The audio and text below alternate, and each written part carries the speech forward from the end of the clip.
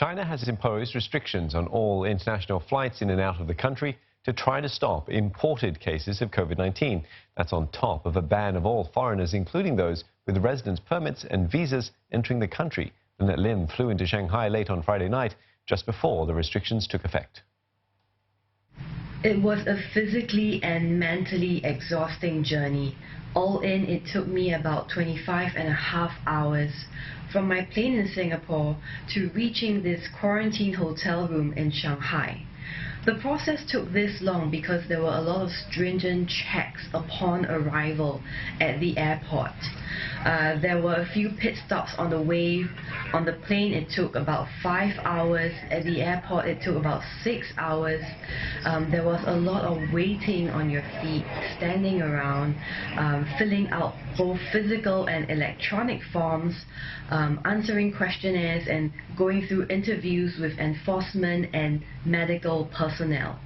People were eventually sought into districts they lived in and then bussed to these district testing centers where we have to take a mandatory COVID-19 test.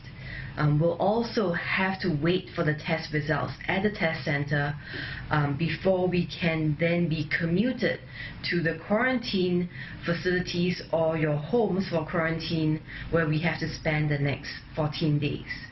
The next stop at the test center was the longest part of the journey, and this was how I was feeling at the time. It's been more than 6 hours since I landed at Shanghai's Pudong Airport, and the journey isn't over yet.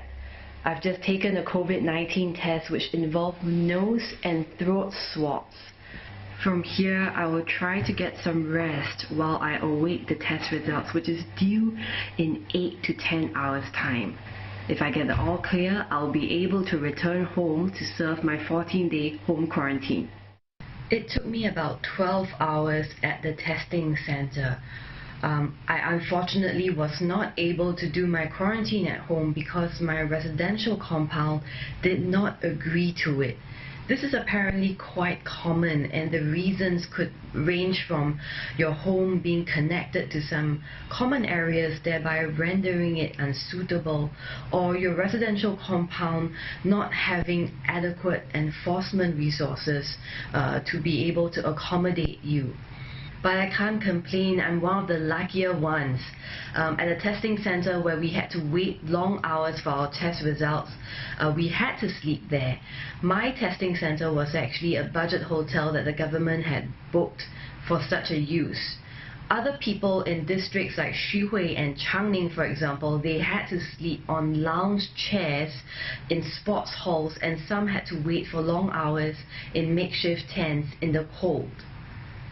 The next day I got the call that I had tested negative, and I was able to leave with other people that had tested negative on a bus that would take us to our homes or central quarantine hotel in Shanghai. From here there was more paperwork, but finally I could get a shower and a lie down. Linette Lim, CNA, Shanghai.